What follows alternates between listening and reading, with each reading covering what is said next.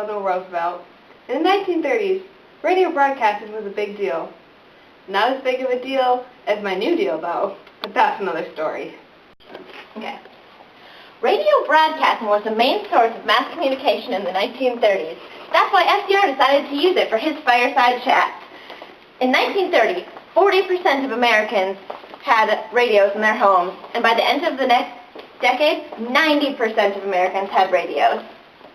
Radio started broadcasting news in the 1930s and became the biggest news source in America. Music and shows like comedies or soap operas were also played on the radio. The Great Depression helped radio because many performers were jobless and looking for a way to reach listeners on a national level. So they went to radio stations. Welcome back. Tonight we're just going to be having a nice fireside chat. I came up with this idea to reach the American public, to tell them about important issues and problems going on in our government economy right now, but in a friendly way, so they understand and feel reassured. During the 1920s, many people were buying stocks on margins. This allowed them to buy a stock by just paying a down payment. The 1920s also had a bull market. This means that stocks were increasing about 2 times faster than industrial production. But on October 29th, the bottom fell out of the stock market.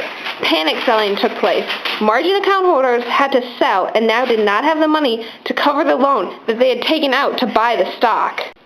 Many might believe that the stock market crash was the only cause of the Great Depression, but there was actually much more to the story. The causes of the Great Depression also included high farm and factory production with low consumption. This caused low prices and wage cuts. Also, people borrowed too much money and had super high debt. Banks loaned out more money than they had. In addition, high tariffs on European goods made them unable to pay back the United States from World War I. There was an unequal distribution of wealth. New technologies and factories needed less workers, so there were less jobs. The Great Depression ended up lasting throughout the 1930s, with bank failures, high employment, and industrial and agricultural collapse. Oh no, I'm poor. I'm going to look at the garbage for some food.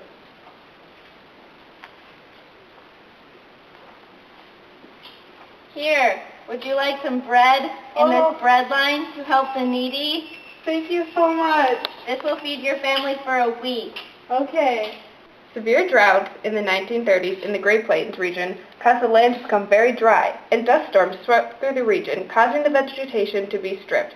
This was partially due to overfarming of the land during World War II. Ah, it's so dusty! Ah, there's so much dust! Ah, we're in a bowl and it's full of dust! I'm a farmer and I just wanted to farm my land, but I farmed it too much and now I'm in a dust bowl! Ah! During the bank holiday, I closed banks for 4 days to try to help the nation's failing financial system. I called an emergency Congress session soon after, where we passed the Emergency Banking Act. The New Deal was my plan to restore the American economy.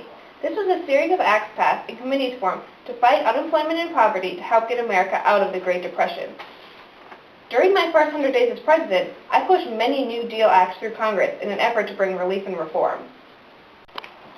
The Works Progress Administration was the largest program of the New Deal.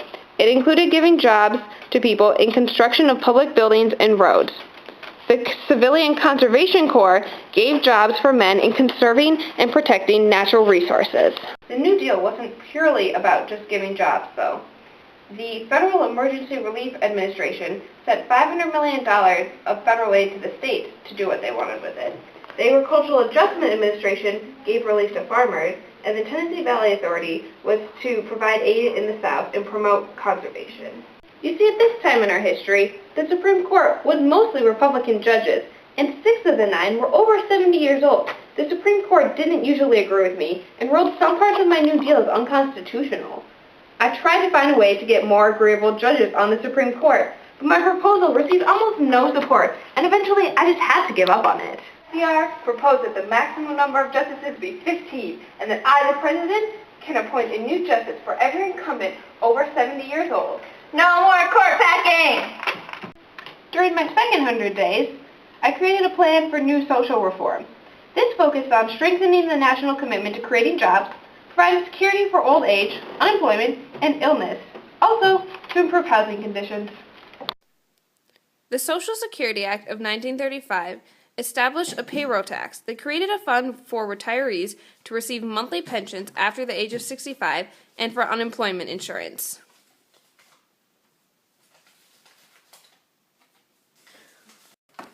The National Labor Relations Act gave federal guarantee for workers to join or form independent labor unions and to bargain collectively for better working conditions, benefits, and wages. This was often called the Wagner Act because its main sponsor was Senator Robert F. Wagner. Now that you know a little bit about the 1930s, I'm going to tell you something about myself.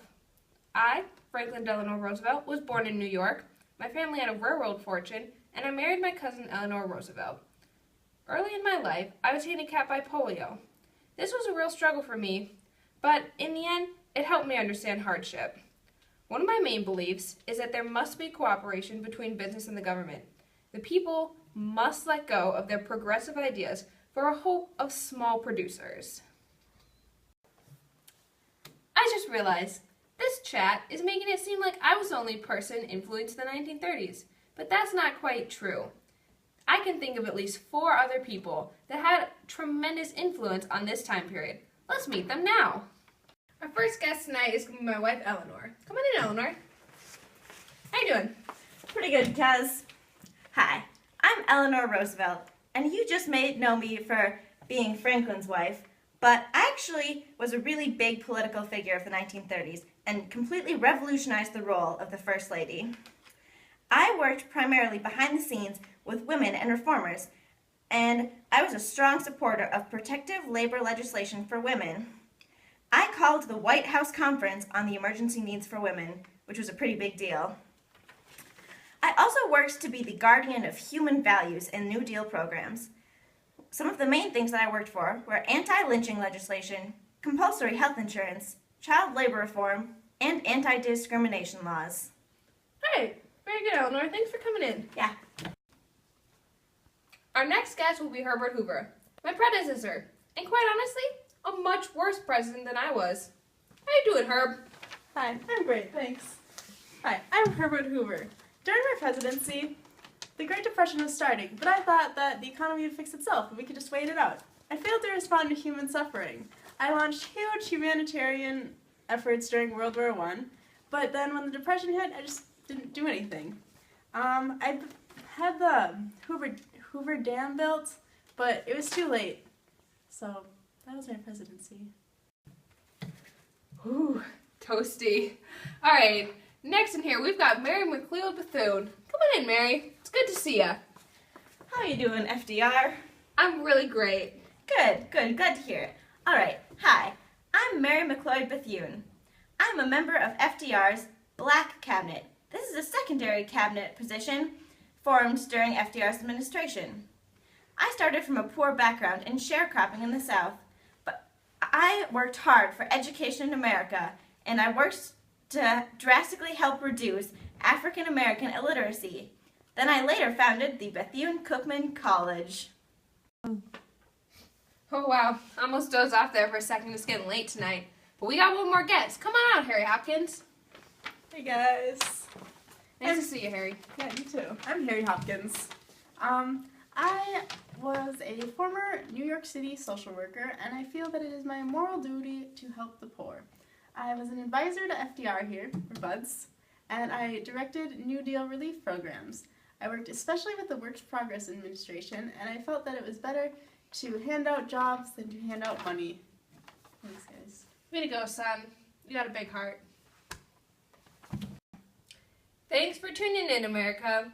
This is that of my fireside chat. FDR, sign off.